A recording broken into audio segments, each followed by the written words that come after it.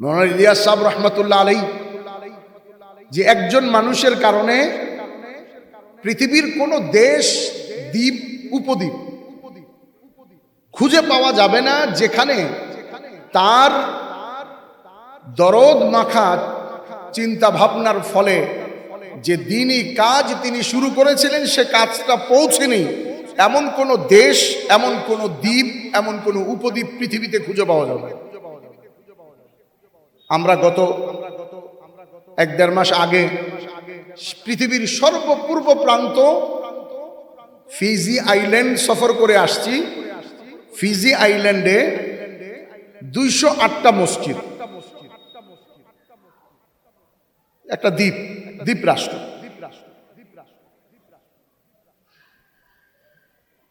208 মসজিদেই এই যে নামাজের চিহ্ন আছে, যে নামাজের টাইম টেবিল, সব মসজিদে এরকম একটা বোর্ড আছে যেখানে প্রথম গাশত কি বারে, দ্বিতীয় গাশত কি বারে, তালিম কখন, মশওয়ারা কখন, সব লেখা আছে। তো আমরা জিজ্ঞাসা করলাম এইটা কি করে সম্ভব হইল? সব মসজিদ এটা মাইনা নিল কি করে? কমিটি তো মানতে হবে, এই বোর্ড লিখতে হইলে। তো আপনারা এটা কি করে চালু করলেন যে সব মসজিদে তবলিগের কার্যক্রমের লিস্ট তৈরি করলেন? এটা কিভাবে হইল? তখন তারা আমাদেরকে শোনালেন এই দ্বীপে মসজিদ পরে হইছে, তবলিগ আগে আসছে। আমি বললাম যে একটু খুলে বলেন। তো ওনারা আমাদেরকে কারগুজারি শোনালেন যে ওয়ার্ল্ডের যত দ্বীপ আছে ভারত মহাসাগরে, আটলান্টিক মহাসাগরে এবং প্রশান্ত মহাসাগরে, ফিজি আইল্যান্ড হলো প্রশান্ত মহাসাগর, প্যাসিফিক ওশান যেটাকে বলে, এই গোটা বিশ্বে 3টা দেশ এমন আছে যারা বিভিন্ন দেশে রাজত্ব করছে। এরপরে ভাগতে ভাগতে এখন নিজের দেশে আছে, ওইখানেও যায় অবস্থা আর কি। এর মধ্যে 1 নম্বরে ব্রিটিশ, 2 নম্বরে ফ্রান্স, আর 3 নম্বরে ডাচ অর্থাৎ নেদারল্যান্ড। সাউথ আফ্রিকাতে রাজত্ব ছিল ডাচদের, সাউথ আফ্রিকা সহ অনেক দেশে। আর ভারত মহাসাগরের ও আফ্রিকার বিভিন্ন জায়গাতে রাজত্ব ছিল ফ্রান্সের। এখনো আফ্রিকার অনেক দেশের ভাষা ফ্রেঞ্চ, স্কুল কলেজে ফ্রান্স ভাষাই পড়ানো হয়, নিজেদের জাতিগত আর একটা ভাষা আছে। আর 3 নম্বর হলো ব্রিটিশ। এরা তো সারা দুনিয়াতেই প্রায় রাজত্ব করছে। তাদের রাজত্বে নাকি একসময় সূর্য ডুবতো না। ব্রিটিশের রাজত্বে সূর্য ডুবতো না। এর অর্থ বুঝেন তো? নিশ্চয়ই বুঝেন যে মানে তাদের রাজত্বটা এত বিস্তীর্ণ যে এক জায়গায় সূর্য ডুবলে আর এক জায়গায় সূর্য আসে। যেমন এখন আমাদের এখানে সূর্য আসে না ডুবছে? ডুবে গেছে। কিন্তু এই মুহূর্তে সৌদি আরবে সন্ধ্যা হইতে পারে, তার চেয়েও পশ্চিমে গেলে আমেরিকাতে এখন সকাল, এখন সেখানে সূর্য আসে। ব্রিটিশের রাজত্বটা নাকি এত বিস্তীর্ণ ছিল। আমাদের দেশ স্বাধীন হয়েছে 1971 সালে, ফিজি স্বাধীন হয়েছে ওই ব্রিটিশ থেকে 1970 সালে।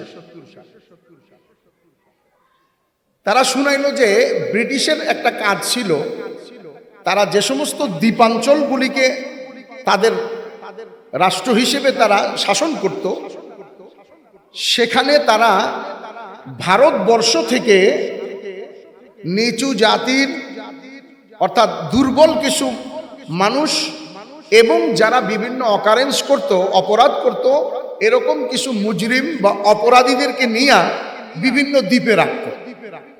একটা প্রসিদ্ধ দ্বীপ আছে আন্দামান দ্বীপ, যেখানে আমাদের উপমহাদেশের বিখ্যাত আলেম শেখুল হিন্দ মাহমুদুল হাসান হোসেন আহমদ মাদানী, ওনাদেরকে ওই দ্বীপে রাখা হয়েছিল ব্রিটিশ খেদাও আন্দোলনের সময়। তো এই বিভিন্ন দ্বীপের মধ্যে তারা কি করত? অপরাধীদেরকেও নিত, সাধারণ দুর্বল মানুষকেও নিয়ে যেত, নিয়ে ছেড়ে দিত। এরা আর আসতে পারবে না। কূটবুদ্ধি বেশি তো, ব্রিটিশ মানি তো এখন তো আর ব্রিটিশ কোনো দেশের নাম না, ব্রিটিশ মানি হলো কূটবুদ্ধি। আমাদেরকে আমেরিকাতে একজন সিনেটর জিজ্ঞাসা করেছিলেন, আচ্ছা আপনারা এই সম্পর্কে আপনাদের মানে আমেরিকা সম্পর্কে আপনাদের কি ধারণা, আমেরিকা সম্পর্কে, আমেরিকাতে যাওয়ার পর। তো আমাদের সাথে একজন ছিলেন, তিনি বললেন আপনাদেরকে খুশি করার জন্য বলবো না বাস্তবটা বলবো? বললেন না বাস্তবটা বলেন। বলে বাস্তব কথা হলো আমাদের দেশে ব্রিটিশ যদিও একটা রাষ্ট্রের নাম, কিন্তু আমাদের দেশে এটা গালি হিসেবে ব্যবহার হয়। কারোর মধ্যে যদি কূটকৌশল বেশি বেশি থাকে তো তাকে বলে যে তুমি একটা ব্রিটিশ, মানে তুমি একটা কূটকৌশলী। তো আপনাদের অবস্থা দেখে আমাদের মনে হচ্ছে অদূর ভবিষ্যতে গালিটা চেঞ্জ হবে, ব্রিটিশের পরিবর্তে বলা হবে ইউ আর আমেরিকান, মানে কূটকৌশলীটা ব্রিটিশের জায়গায় আমেরিকা চলে আসবে। সরকারিভাবেই বলা হয়েছে, এই জন্য আমাদের ভয়ও নাই, কোনো স্বীকৃতভাবে বলা হয়েছে, সরকারিভাবেই আমরা গেছিলাম, সরকারিভাবেই বলা হয়েছে। বললেন যে আমেরিকার বিরুদ্ধে করলে আবার অসুবিধা, না না অসুবিধা নেই। তো তারা করতো কি, চিন্তা করো যে জেলখানার মধ্যে ঢুকাইয়া আমার নিজের সরকারি পয়সা, জনগণের পয়সা দিয়ে ডাইল রুটি খাও মুখে, তার চেয়ে ভালো দ্বীপে ছেড়ে দিমু, আইতেও পারবো না যাইতেও পারবো না, উল্টা তাদেরকে দিয়ে আরো কামাই করবো। এটা ব্রিটিশ তাদের একটা পলিসি ছিল। সেই পলিসি অনুসারে তারা কয়েকটা জিনিসের চাষ করাইতো যেগুলি তাদের প্রয়োজন। নীল প্রয়োজন তো নীল চাষ করাইতো, এটা তো আমাদের দেশেও করাইছে। আর একটা হলো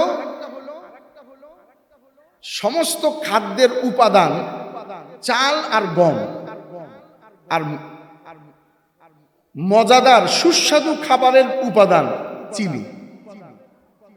এই জন্য চাইনিজ ওয়ালারা রাইস রানলে একটু চিনি, সবজি রানলেও চিনি, মুরগি রানলেও চিনি। তো এইটা তো তাদেরও দরকার পড়তো ওই জামানায়। চাইনিজ আর ইটালিয়ান পাস্তা তাদের থাকুক না থাকুক, অন্তত পক্ষে হালুয়া কেক তো খাইতো, চিনির তো দরকার ছিল। তো তারা বিভিন্ন দ্বীপে এই অপরাধী আর দুর্বল মানুষদেরকে ছেড়ে দিয়ে তাদেরকে দিয়ে এই চাষগুলি করাইতো, চিনি, গম, চাল এবং নীল। সেই মর্মে তারা 200-250 বছর আগে, 200 বছর আগে তারা এই ফিজি আইল্যান্ড দ্বীপ আবিষ্কার করছে। আবিষ্কার করে সেখানে বিভিন্ন ভারতবর্ষ থেকে হিন্দু বেশি, অল্প কিছু মুসলমান আর কিছু আফ্রিকা থেকে লোক নিয়ে গেছে। তো তারা সেখানে যাওয়ার পরে এমনিতেই গেছে নিম্ন শ্রেণীর, দুর্বল, তার মধ্যে সাথে কিছু অপরাধী। এরা এক জায়গায় হইলে কি হইতে পারে এটা বুঝেনি, এনে দিনের চর্চা নাই। হ্যাঁ, জন্মগত মুসলমানের কারণে ওই পরিচয় দিত, হিন্দু কইতো আমি হিন্দু, মুসলমান বলতো আমি মুসলমান, এইভাবেই চলত।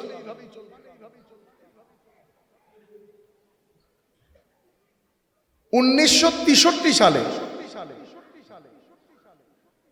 ওই ফিজি আইল্যান্ডের কয়েকজন যুবক তাদের পূর্ব বাপ দাদার দেশ ভারতবর্ষ, হিন্দুস্তান বেড়াইতে আসছে। তো বেড়াতে আসার পরে ঘুরতে ঘুরতে নিজামুদ্দিন দরগায় গেছে, মাজার আছে যে মাজারে গেছে। মাজারে যাওয়ার পরে দরগা জিয়ারত করে যাওয়ার পথে বাংলাওয়ালি মসজিদের মধ্যে তখন জিম্মাদার ছিলেন মৌলানা ইউসুফ সাহেব রহমতুল্লাহ আলাইহি। উনি দাওয়াত ও তাবলীগের দ্বিতীয় আমির ছিলেন, তবে নিজে নিজে আমির হন নাই, বানানো হয়েছে।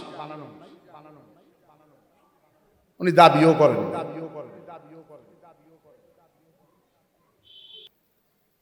তো ওই লোকগুলি যখন নাকি বাংলাওয়ালি মসজিদে নামাজ পড়তে আসছে, মৌলানা ইউসুফ সাহেব রহমতুল্লাহ আলাইহি দেখছেন, দেখে চেহারাগুলি মনে হইতেছে ভিন দেশি, গেট আপ আছে না একটা। তো কাছে গিয়ে বলছে, বাবা তোমরা কোত্থেকে আসছো, কাহা সে আয়ে? तो तारा बोला हम फिजी से आए हैं। फिजी कहाँ है? ये बहुत दूर है। अच्छा तो रहो हमारे पास। তোমরা কি জন্য আসছো? বলে हम घूमने आए हैं। বলে যদি ঘুরতেই আইসা থাকো তাহলে তো সুবিধা, আমার এখানে একদিন থাকো, খাওয়া দাওয়ার ব্যবস্থা আমি করব।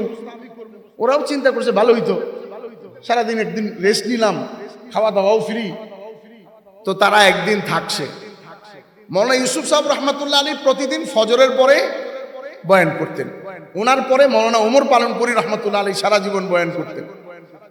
সকালবেলা মৌলানা ইউসুফ সাহেব রহমতুল্লাহ আলীর বয়ানের পরে ওই যুবকগুলি মৌলানা ইউসুফ সাহেবের কাছে আইসা বলছে, হুজুর हमारे बस में तो नहीं हम रहे, আমাদের ভিসা ইত্যাদি সময় শেষ, আমরা তো থাকতে পারবো না, तो आपसे दरखास्त करते हैं आप हमारे फिजी में जमात भेजिए। আপনার কাছে একটা রিকোয়েস্ট করে যাচ্ছি যে আপনি আমাদের ফিজিতে জামাত পাঠান, আমরা ওই জামাতের কি করব, নুসরত করব, সাহায্য করব। এইটা বলে তারা চলে গেছে। মৌলানা ইউসুফ সাহেব রহমতুল্লাহ আলী 63, 64, 65 3 বছর চেষ্টা করছেন, কিন্তু তখন বিদেশি জামাত হইতো না ওই সময়। উনি ইন্তেকাল করলেন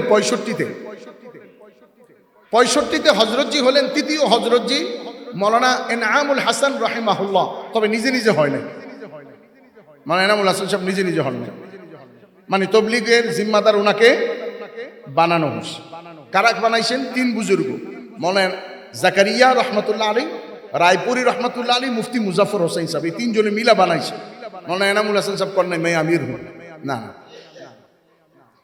মৌলানা এনামুল হাসান সাহেব রহমতুল্লাহ আলী জিম্মাদার হওয়ার পরে চিন্তা করলেন যে মৌলানা ইউসুফ সাহেব চেষ্টা করছিলেন যে ফিজিতে জামাত পাঠাবেন, তাহলে এখন ওই ফিজিতে তো জামাত পাঠান দরকার। উনিও চেষ্টা শুরু করলেন 65, 66, 67 3 বছর চেষ্টা করার পরে 1968 সালে হজের মৌসুমে মদিনাতে এক জামাত তৈরি হলো। মদিনাতে বসে জামাত তৈরি হয়েছে যে আমরা বিদেশে সফর করতে তৈরি আসি। ওই জামাত ছিল ইন্ডিয়ান গুজরাটি লোক, কিন্তু তারা বসবাস করত এই জাম্বিয়াতে। তারা জাম্বিয়াতে বসবাস করে, জাম্বিয়া থেকে জাম্বিয়ান পাসপোর্টে আসছে। এই প্রথম জাম্বিয়ার জামাত ফিজি আইল্যান্ডে সফর করে 1968 সালে। ওই জামাত সেখানে সফর করে এক একটা মানুষকে অজু, গোসল, নামাজ, পাক পাকিজা, তাহারাত, ফারাইজ, সুন্নত শিখাইছে, যার ভিত্তিতে পরবর্তীকালে মুসলমানরা মসজিদ তৈরি করছে। ওই সমস্ত লোকদেরকে আমরা পেয়েছি যারা ওই 68 সালে জামাতের সাথে সময় লাগাইছে। এরকম অনেক লোক পাইছি বৃদ্ধ অবস্থায় আসে, তারা বলছে এই জামাত সকালে একবেলা রান্না করত, সারাদিন গাছ করতো, মানুষকে ওই খানা খাওয়াইতো, আমাদেরকে অজু গোসল পর্যন্ত তারা শিখাইছে।